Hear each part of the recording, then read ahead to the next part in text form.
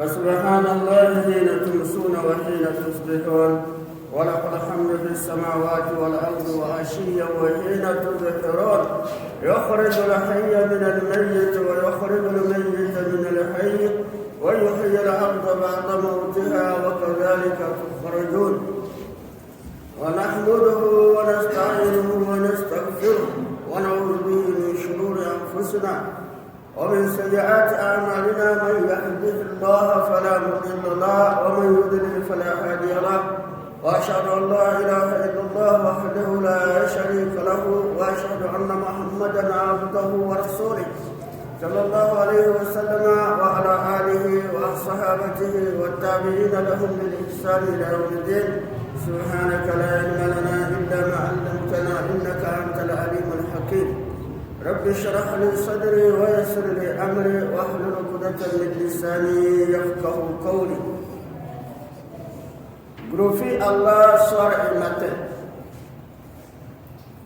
À lui la louange. À lui la louange dans tous les sens. Il est digne de louange. Il a créé le jour et la nuit. Et c'est ainsi qu'il fait sortir du mort, il fait sortir le vivant. Et du vivant, il fait sortir le mort.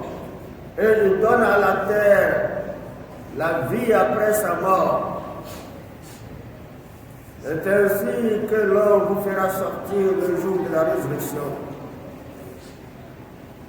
Nous le louons, il est digne de louange. Il n'est pas d'associé dans sa royauté. Nous implorons son secours, son soutien, sa miséricorde dans toutes nos activités. Qu'il bénisse nos actions, qu'il nous guide sur le droit chemin, qu'il nous pardonne nos fautes et nous préserve contre tout mal dû à nos comportements, à nos actes. J'atteste qu'il n'y a pas de divinité qu'Allah, le Seigneur, il n'a pas d'associé à sa royauté. Et atteste que Mohammed est son serviteur, son messager. Et je salue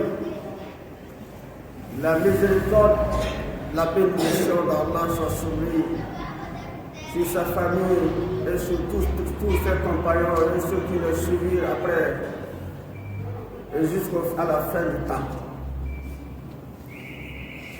Chers fidèles, louange à Allah que nous a accordé le souffle, la vie et cette journée de vendredi, pour nous retrouver encore une fois, comme il est de l'accoutumée, pour accomplir notre devoir religieux.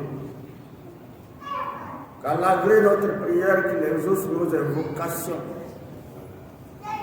en faveur de nos personnes, de tout ce que nous implorons, des besoins ici-bas comme dans d'autres. Et ainsi, nous implorons secours, d'accorder à tous les malades une prompte guérison et de pardonner tous ceux qu'ils ont déversé à la mort, qu'Allah leur accorde son pardon, sa miséricorde et son paradis. Aujourd'hui, nous allons parler de l'homme et le temps. L'homme et le temps. L'homme et le temps, elle s'explique par le fait qu'Allah nous a créés et notre vie sur terre est liée au temps. Il y a un rapport direct avec le temps qui nous a accordé de vivre. Et ce temps est un temps précieux qu'Allah a voulu que nous nous rendions compte de l'un de ses bienfaits qui est le temps qu'il nous donne à vivre. Parce que pour bon nombre de gens, ils le savent, mais pour la plupart, ils ne savent pas. Parce que Allah nous a accordé le temps de vivre, il faut aussi se rendre compte, et de par l'observation de ce que nous vivons quotidiennement, qu'il y a ceux qui viennent dans ce monde, mais Allah ne leur donne pas le temps de le vivre. Ils meurent aussitôt. Mais malheureusement, ceux qui Allah a donné le temps, la plupart d'entre eux font mauvais usage de ce temps.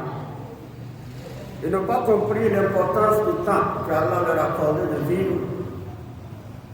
Ils utilisent le temps juste pour l'acquisition de biens, de richesses, de pouvoir, de rivalité entre eux. Ils font usage du temps pour même manifester les fêtes ou les temps. D'autant plus que la plupart des gens sont aveuglés par cette ignorance de l'importance du temps et comment vivre le temps qu'Allah nous a donné, qu'Allah nous a accordé de vivre sur la terre. Un temps provisoire. C'est pourquoi Allah nous parle relativement à ça, mais tout en se rappelant aussi que beaucoup de choses que nous possédons, la plupart nous les perdons. Et pour la plupart, après leur perte, nous avons la chance de les retrouver. Pour d'autres, on ne les retrouve pas, mais on se nourrit l'espoir de les retrouver, ou de trouver leurs semblables, ou plus que ce que nous avons perdu. Mais l'un d'entre eux, que l'on ne peut nulle part retrouver, ni avoir même l'espoir de retrouver ça le temps lorsqu'on le perd. On a l'espoir de retrouver pour la plupart ce que nous avons perdu, ou quasiment de retrouver ce que nous avons perdu. Mais on ne peut pas tenter d'avoir l'espoir de retrouver le temps perdu. Le temps, à travers des secondes, des minutes, des heures, des journées, des mois et des années, quand on les perd, on les a perdus définitivement. C'est une grâce qu'Allah nous appelle à préserver, à reconnaître et à préserver. Et cette préservation se base sur la reconnaissance, d'exprimer notre reconnaissance à Allah qui nous a donné la chance de vivre. Et cette reconnaissance s'explique par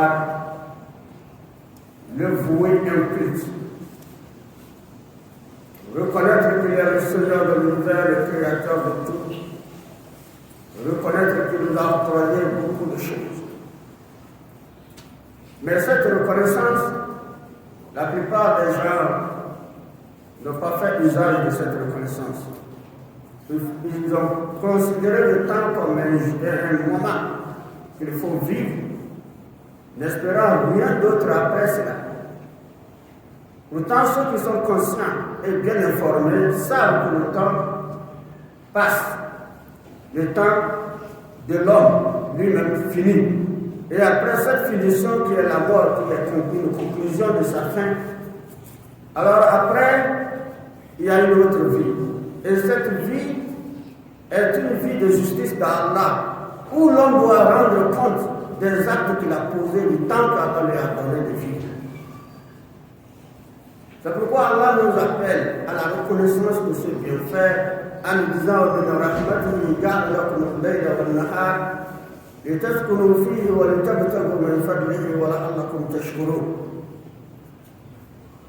Allah dit c'est de par sa miséricorde qu'il vous a assigné la nuit et le jour. C'est de par sa miséricorde qu'il vous a assigné la nuit et le jour.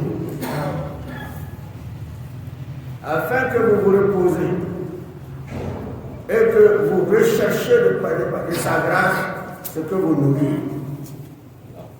Ça veut dire qu'il vous a assigné, il a fait que votre vie doit se dérouler à travers deux choses importantes, la nuit et le jour. L'homme doit travailler dans la nuit et dans la journée pour chercher quoi vivre et dormir dans la nuit pour se reposer, en pensant ce qu'il faut faire, les programmes qu'il faut entreprendre dans la journée qui suit. C'est une grâce. Et de par sa grâce, le prophète sallallahu alayhi wa sallam nous avertit. Parce que la nuit a sa fin. La journée a elle aussi sa fin. La nuit La journée s'annonce à travers l'aube. La journée s'annonce à travers l'apparition de l'aube. Lorsque l'aube commence à apparaître, donc la journée s'annonce. Ce qui veut dire que la journée doit apparaître.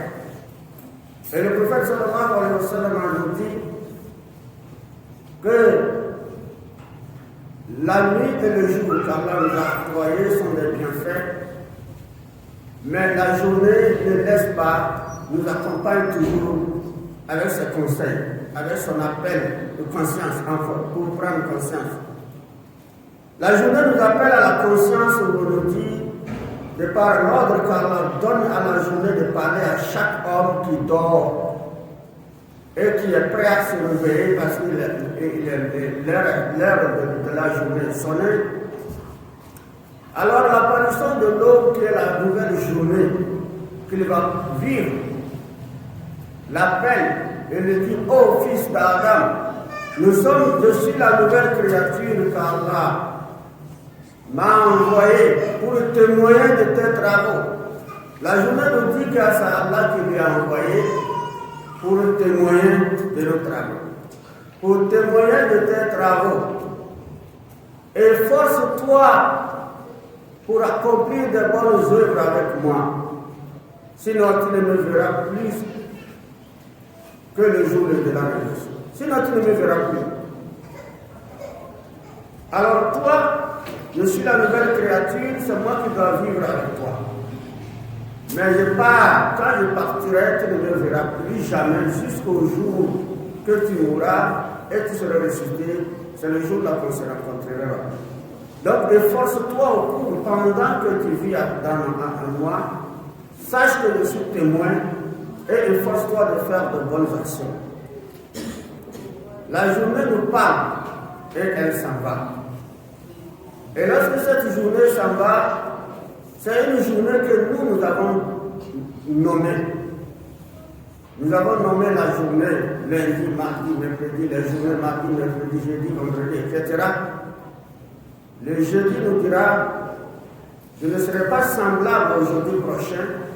C'est ainsi que le jeudi prochain ne serait pas semblable au jeudi qui suit, jusqu'à la fin de ta vie. Toutes les journées n'ont que le nom en commun. Toutes les journées n'ont que le nom en commun, mais ils ne se ressemblent pas. Parce que ce que nous avons vécu le vendredi passé ne ressemble pas à ce vendredi. Si l'homme aujourd'hui, à partir de son réveil, de tous ses programmes, de tout ce qu'il a parcouru dans la journée, les actes qu'il a posés, s'il pouvait les noter, s'il pouvait tous les noter et les retenir, les garder jusqu'à vendredi prochain de la soirée, et comparaître ce qu'il a vécu dans le vendredi passé par rapport à ce vendredi, il verra qu'il y a une différence. Et cette différence-là, c'est la journée qui fait cette différence. De par ce que nous avons vécu des journées. Mais ils ont tous le nom qu'on appelle vendredi. Le nom en commun, mais qui ne se ressemble pas. Voilà pourquoi on est convaincu que quand la journée part, elle ne revient pas. La journée qui va venir, qui s'appelle vendredi, ne ressemble pas à la vendredi passé. Donc nous avons perdu le vendredi passé. On ne la retrouvera plus jamais. On ne retrouvera plus jamais cette journée. C'est pourquoi Allah nous appelle à la conscience et nous appelle à quitter nos étroitesses de vie en nous conscientisant, en nous disant la vie présente que vous vivez n'est rien du tout qu'une épreuve, une vie. Alors pour ceux qui réussiront seront des personnes conscientes et les inconsciences vont malheureusement se retrouver face à des échecs. C'est pourquoi il nous dit que Allah anna al-hayat ad-dunya laybun wa lahu wa zinatun wa tafakhurun bainakum wa takathurun fil amwali wal awlad كمثل جيش أعجب الكفار نفاته ثم يحيج فتراه مصفرا ثم يكون حطاما وفي الآخرة عذاب شديد ومغفرة من الله ورضوان وما الحياة الدنيا إلا متاع الغرور. Allah dit: cette vie que vous vivez, vous croyez que c'est une vie précieuse, vous la vivez inconscienteusement, alors c'est une vie qui n'a absolument rien, qui n'est parée que par le jeu et amusement. La vie présente n'est que vie et n'est que jeu, amusement, distraction et un certain nombre de choses qu'on nous miroite que la vie présente nous miroite et qui n'a rien à voir et qui n'a rien du tout pour ce qui concerne ce qu'Allah attend de nous. Alors votre rôle, vous avez choisi des rôles négatifs dont Allah les a mentionnés. Jeu, amusement, fait parure et nous pousse à l'orgueil entre vous. Et nous pousse à l'orgueil entre vous. Chacun se dit c'est moi, chacun se dit c'est moi. Il faut que je fasse, on va dire c'est moi, c'est toujours moi. Orgueil, et l'autre dit la même chose. Orgueil entre vous. Troisième chose négative, une rivalité dans l'acquisition des biens des enfants. Vous faites la rivalité, chacun veut montrer ce qu'il a, les moyens qu'il possède, chacun veut montrer le pouvoir qu'il possède, le savoir qu'il possède. Une rivalité vaine entre vous. Allah nous dit voilà la nature de cette vie. Il faut savoir la vivre. Et cette rivalité et cette course à la richesse, à l'acquisition des biens, et plus également à tout ce que vous pensez être les moyens précieux pour vivre, ne sont que des choses vaines parues. Allah dit ce sont des choses vaines parues, il veut dire que ce sont des choses provisoires qui ne durent pas. Et c'est pourquoi Allah nous dit, elle est aussi imparée. Cette vie est comparable à une pluie, la pluie qui tombe sur la terre. Et quand la pluie tombe sur la terre, le résultat de la tombée de pluie, c'est la poussée des plantes, les semences qui atteignent un niveau dans une verdure émerveille les cultivateurs. Lorsque les cultivateurs arrangent des champs qui étaient secs, avec l'espoir de la tombée de pluie qui tombe, alors ils sèment des grains, ça pousse, ça atteint à un niveau donné, ça devient vraiment vertueux. Les plantes deviennent vertueuses. Et ils voient ça, comment ça plante, comment ça, son maïs, son mil et son arachide est vert, couvert de vertu. Alors là, ça l'émerveille, il est content. Et cette merveille, c'est qu'il a l'espoir d'une bonne récolte à la fin. Mais si, malheureusement, ou heureusement, s'il fait la récolte, alors Dieu l'a voulu. Et même avant la récolte, qu'est-ce qui en vient aux végétations? Qu'est-ce qui les en vient? Allah a dit, ils vont commencer par se faner. Quand nous voyons le maïs, la verdure, et tout ce que le maïs a donné, il y a la verdure, mais à un moment donné, le maïs va se faner. C'est que tout ce que vous avez semé qui était vert se fane. Et cela provient de l'arrêt de pluie. Ça se fane. Et lorsque ça se fane, nous constaterons que ça devient jaune. Et de par cette couleur jaune, ça s'étend au débris. Allah conclut que ça devient des débris. Ça devient des débris, ça veut dire que ça tombe. C'est fini. La plante n'existe plus. Ça devient des herbes. Lorsqu'on laisse le feu, ça s'allume et ça brûle. Ça n'a plus d'essence.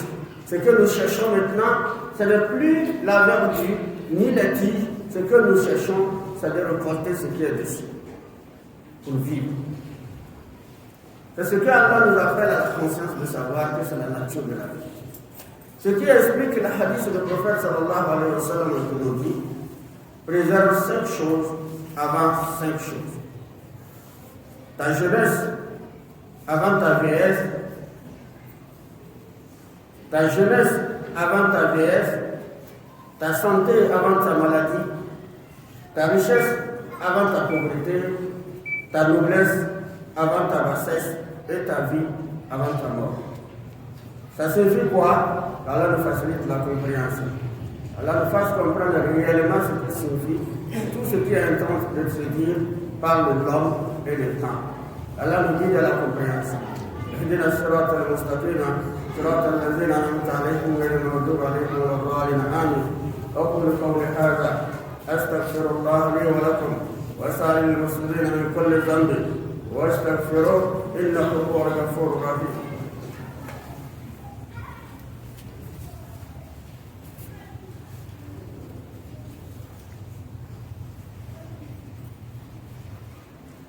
الحمد لله وكفى والصلاة والسلام على من لا نبي بعده سيدنا محمد وآله وصحبه وسلم تسليما كثيرا. Préserve ta jeunesse avant ta vieillesse. Si tu vis jeune, alors qu'est-ce que ça signifie? Ta jeunesse est la verdure que le cultivateur voit en son champ et ça le merveille. Et cette jeunesse, alors de ta constitution dans la jeunesse, qu'on soit femme ou garçon, ça nous émerveille nous-mêmes, nous nous sentons heureux, nous sommes contents de notre posture, de notre corps. Les parents, les mamans, les parents, nous sommes contents de voir leurs garçons, jeunes garçons, jeunes filles, qui possèdent toutes les potentialités pour se faire aimer, garçons qui possèdent toutes les capacités pour chercher, pour avoir, pour aussi former une famille. Ça émerveille la famille, les parents. Et cette émerveille, c'est la jeunesse. Allah dit cette jeunesse-là, préserve-la, préserve-la. Préserve la jeunesse, parce que la jeunesse-là, elle peut se terminer par ce que arrive aux plantes lorsqu'il pleut. Ils vont se faner. Tu vas te faner. Et qu'est-ce qui pourrait te faner? Le prophète sallallahu alayhi wa sallam nous dit ta santé avant ta maladie. Parce que tu es en bonne santé. Alors tu es en bonne santé, alors ta jeunesse, tu brilles sur tous les plans. Tu es attirant. Mais la maladie, une seule maladie peut te faner. Et cette maladie, lorsqu'elle continue, ou lorsqu'elle arrête, alors fais attention, la vieillesse arrivera. Et lorsque la vieillesse arrive, tu deviens jaune. Tu vas devenir jaune, ça veut dire que tu vas commencer par te courber, les teintes vont changer, les nerfs, ça veut dire le corps va changer de couleur, automatiquement. Parce que l'énergie du jeune, de la vieille, ça change. Et dans ce contexte, fais très attention. Préserver veut dire que sache comment vivre ta jeunesse. Préserver veut dire que sache comment vivre ta santé. Avant que la vieillesse ne t'atteigne, avant que la maladie ne te frappe. Et c'est ainsi que le prophète sallallahu a dit ta richesse avant ta pauvreté. Alors la richesse avant ta pauvreté, Allah nous a créé de manière et nous a éprouvés. Il a fait que nous naissons de rien. Nous sortons de devant de notre père sans rien. Mais avec le temps, nous évoluons par le destin qu'il nous a placé. Il nous donne ce qu'il va nous donner parmi ceux qu'il donne. Allah a dit, lorsque Allah nous donne ce qu'il nous a donné, alors préserve. Préserve veut dire pose les actes allant dans le sens de la volonté d'Allah. Pose les actes avec ta jeunesse allant dans le sens de la volonté d'Allah.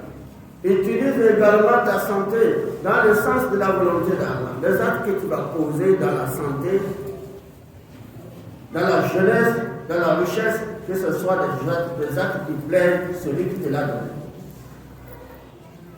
Et ensuite, le prophète sallallahu alayhi wa sallam a dit ta noblesse avant donc ta bassesse. Et cette noblesse s'explique par tout ce que nous connaissons qui attire, qui donne le respect, la considération à une personne. Donc on trouve partout, on fait du chef, on fait du président, on fait du ministre, on fait du ceci. Disons globalement une autorité. Donc une autorité de ceci, une autorité de cela. Alors lorsque tu possèdes ce qu'on appelle déjà autorité ou chef de ceci, c'est une noblesse. Et cette noblesse-là se trouve dans le temps que tu vas vivre cette noblesse. Et dans cette noblesse, avec ce temps, Alors pose les actes avec cette noblesse pour plaire à Allah, avant que la bassesse ne vienne te frapper. Parce que si la vieillesse te frappe après la jeunesse, tu ne peux plus réparer ton tort, tu ne peux plus te retrouver, tu ne peux plus rien faire. Si la maladie te frappe avant ta santé, tu ne peux plus rien faire. Si tu as gâté les choses, tu ne peux plus réparer. C'est ainsi que si la pauvreté vient te frapper avant ta richesse, tu ne peux plus réparer également ce que tu voulais faire alors qu'il y avait. Et c'est ainsi que si la bassesse vient te frapper avant ta noblesse, après ta noblesse, la bassesse vient te frapper, alors les actes que tu devais poser pour plaire à Dieu dans cette noblesse, tu ne peux plus les corriger, tu ne peux plus revenir en arrière parce que tu n'as plus ce pouvoir. C'est ce que le prophète sallallahu alayhi wa sallam nous dit. Et enfin, préserve également ta vie avant ta mort. Quand tu vis le temps précieux qu'Allah t'a donné, fais usage pour plaire à Allah. Parce qu'après cette vie, il n'y a plus de rattrapage. C'est pourquoi Allah nous dit, Ya ayyuhalladhina amanu, la tulhikum amwalukum wa la awladukum an dhikrillah. ومن يفعل ذلك فأولئك هم الخاسرون وأنفقوا مما رزقناكم من قبل أن يأتي أحدكم الموت فيقول رب لولا أخرتني إلى أجل قريب فأصدق وأكن من الصالحين ولن يؤخر الله نفسا إذا جاء أجلها والله خبير بما تعملون. Allah dit que vous croyez, si vous êtes croyant rassemblés dans cette mosquée, si vous êtes croyant, vous retrouvez en chemin. Si vous êtes croyant pour les pèlerinages, pour les actes qu'Allah vous recommande, dans les différents domaines des principes de l'islam, si vous les croyez, vous les pratiquez, vous êtes des croyants. Et cette croyance-là doit avoir également, et c'est un reflet dans vos comportements. Si vous croyez, alors que ni vos biens, ni vos enfants ne vous distraient du rappel d'Allah. Ni vos biens. Quand on parle de bien, tout ce que l'homme possède, et il jouit de ça. C'est un bien. Que ce bien-là ne vous distrait pas. Ne vous distrait pas, vous fait oublier Allah. Des devoirs que vous devez accomplir envers votre Seigneur. N'osez pas. Vous avez aussi des enfants. Vous aimez vos enfants.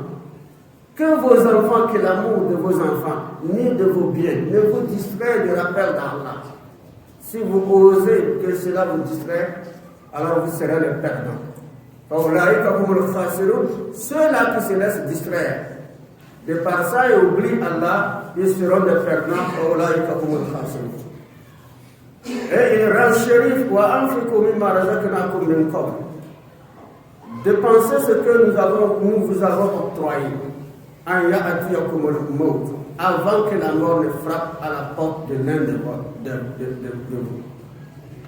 Avant que la mort ne frappe à la porte de quelqu'un d'entre vous. Et quand la mort le frappe, mais la plupart, on ne sait pas dans quelle situation cette personne est. La personne parle, mais Allah ferme le volume de ses parler. Les paroles qu'il parlait, lorsqu'il avait encore le temps de vivre avec nous l'entendons. Il nous parle, nous l'entendons. À un moment donné où il arrive à un niveau de départ, la route est ouverte, les images lui sont présentées pour lui montrer sa place. Après cette mort, il voit déjà les images de sa place après que l'ange va faire son travail. L'ange est là, l'ange de la mort lui présente les images. Voilà, après ceci, c'est que tu vas t'arriver. Voilà ça. Si ça dit bien, on te montre les images. Avant que tu ne quittes la terre, on te voit, tu expires, mais tu n'es plus avec nous. Et là, tu parles. Et lorsqu'il voit les images maintenant, c'est là maintenant il dit, oh Seigneur, il a ajalun qareeb, accorde-moi un délai, accorde-moi un temps, même une minute, je vais faire du bien. Je vais me rattraper. Chaque moribond parle, mais nous ne l'entendons pas. On ferme le volume. Chaque moribond, quel que soit son âge, même les gens qui ont vécu à un âge vide, et dont ils ont perdu même la conscience, d'autres même souhaitent mourir, même la famille souhaite que le meurt vont se reposer. Une vieillesse intense. Quand ça les arrive, ils demandent encore le délai. Dans son vivant, avec sa souffrance, il dit, oh Dieu, je vais mourir me reposer. Mais lorsque ça arrive, il voit les images, ça dépasse également sa volonté de mourir, de se reposer. Il dit encore, avec cette souffrance-là, avec cette vieillesse, il demande encore le délai pour augmenter, pour pouvoir se rattraper. Que dit le jeune qui jouit de tout ce que Dieu lui a donné? Il dit ça, tout moribond le dit. Mais on ne l'entend pas. C'est là qu'Allah le répond. As-tu une fois entendu parmi tes ancêtres ou tous les êtres humains, j'ai accordé un délai à quelqu'un? Alors c'est impossible, le délai ne serait pas donné. Tout le monde demande le délai. Tous ceux qui sont dans la perdition, dont Allah a mentionné, ils se sont laissés distraire par ce bas monde. Alors tout le monde parle, il est dans la perdition. Et dans cette perdition, l'entraîne a sollicité une augmentation du temps pour pouvoir se corriger. Tu as fait 100 ans, 120 ans, tu as fait 50 ans, tu n'as pas pu faire ça. Et tu demandes à Allah une minute, même une heure, tu veux tout corriger, c'est possible. Allah dit que tu ne vas pas te corriger, tu ne peux pas, ce n'est même pas possible. Ne tente pas l'impossible. Voilà ce que Allah et son messager Mohammed sallallahu alayhi wa sallam dans les textes coraniques et hadiths nous produit comme conseil consensuel pour que chacun sache le temps que Dieu l'a donné est un temps précieux à faire bon usage.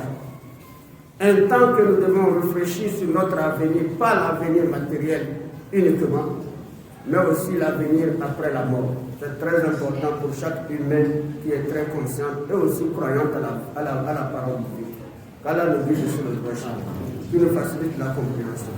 Le thème est vaste, l'homme et le temps. Inch'Allah, le vendredi prochain, je vais entamer la deuxième partie pour que nous puissions comprendre réellement ce qu'est l'homme face à le temps que Dieu a donné de vivre.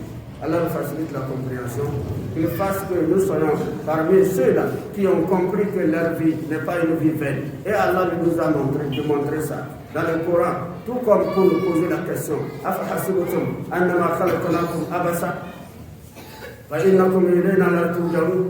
Allah dit, croyez-vous que je vous ai créé sans but?